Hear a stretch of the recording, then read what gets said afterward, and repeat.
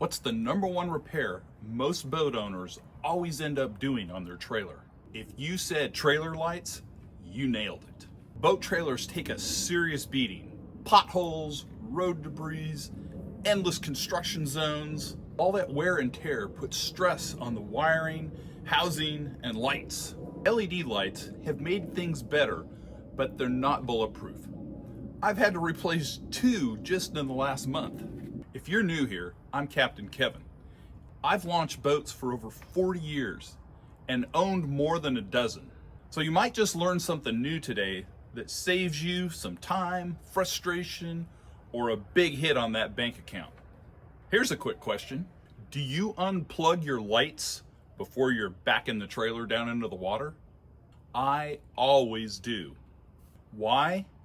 Because I've experienced dealing with blown truck fuses when an exposed wire or bulb meets the wet water. Drop a comment below and let me know if you unplug your lights. In this video, I'll walk you through how I test and replace a trailer marker light without ever plugging the trailer into my truck. Let's get to work. So today we're going to work on a dead marker light on my trailer. The first thing I'm going to do is set up a temporary trailer light connection so I don't have to back the truck up to the trailer and connect it. I'm just going to use this temporary setup with a feeder battery that I've got here that I carry on my boat for different purposes. And then this is a portable setup you can use to, if you've got a light out on your trailer, then you can use this setup to go test it and get it working. What you want to do is take the green, brown, and yellow wires and wire them all together. So that's going to connect into your positive connection. Get yourself a female connector end and put that on that end. I'm not going to make this real formal or waterproof or anything at this time. I just want the connection. If it comes undone, I can make me another one quick.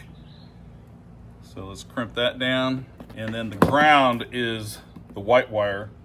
So we'll put another female one on that one and we'll set that one down. All right, so there's your 2 connections.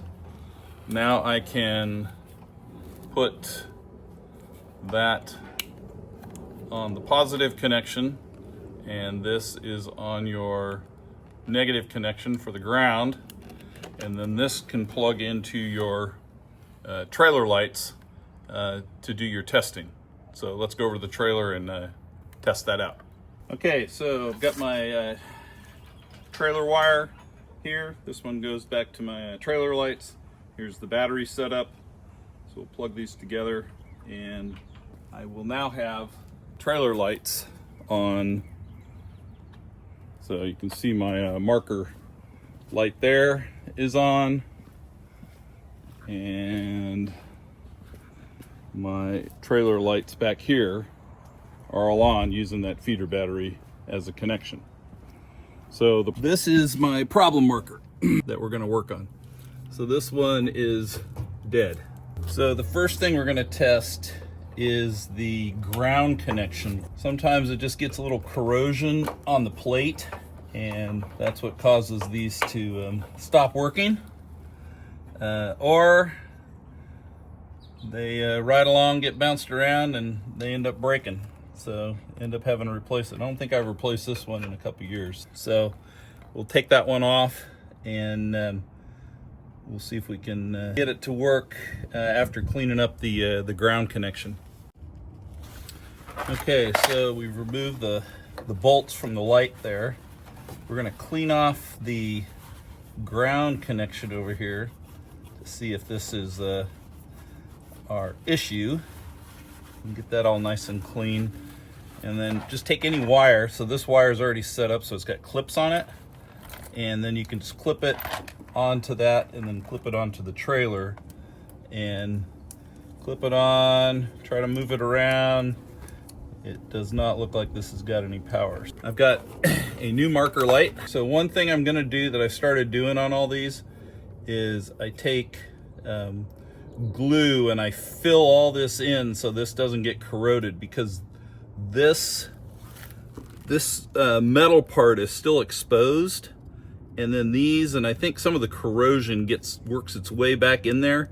So I take some silicone and I'm gonna seal this all up. These are from Hopkins. It's actually the Blazer International marker light. I've gone with these because they match up to the holes on this trailer. I'm gonna fill this in here with some of this silicone that I have.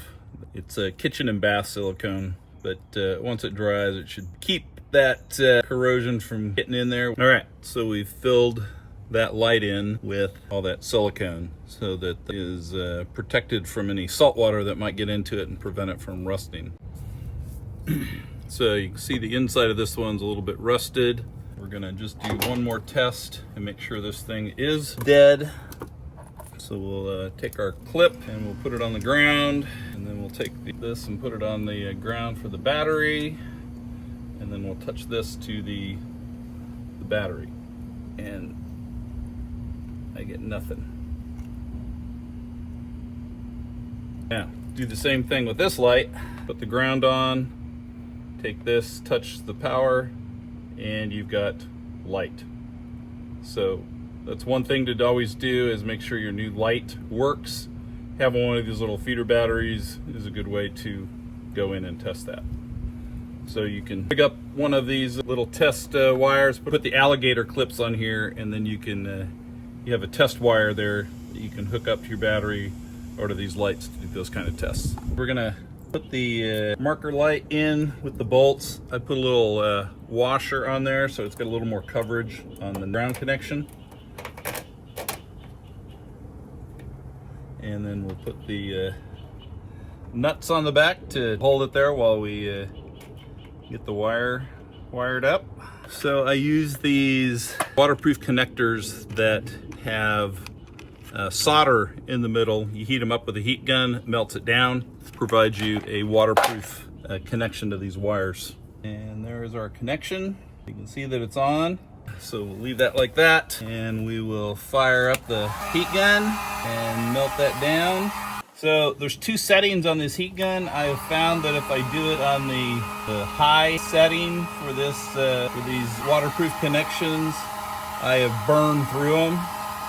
So I recommend you just do the slow #1 heat as you go around and get this thing to melt down. What I have found is once you start seeing the solder starting to move, that's when you've got a good connection on both ends. All right, well, let that set up. So now I'm gonna pull this slack up back through, so I've got that extra wire back up inside the trailer. I recommend you find the right places to zip tie the wires up so that they aren't hanging down. So we'll tighten this up and get that zip tied up, and then we'll do a wrap up. That's a wrap. We got the marker installed on the trailer. We got it zip tied up underneath. It's up and running.